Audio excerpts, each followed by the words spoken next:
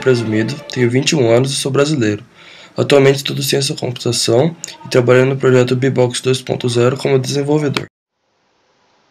Tere! Minu nimi on Kadri ja ma tulen Eestist, mis on pisike riigike Põhja-Euroopas.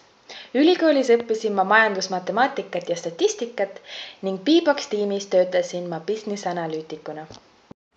Hola, soy Sebastián, vengo de Ecuador, vivo a 2.802 metros sobre el nivel del mar, estudié mercadeo y finanzas y aquí en B-Box soy el líder del proyecto. Además, me encantan redes sociales. Добрый день, меня зовут Любовь Говорина, и я из далекого русского города Иркутска. В команде B-Box я была аналитиком.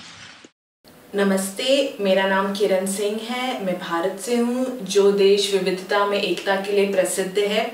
मैंने परिकल्पक अभियांत्रिकी की पढ़ाई की है।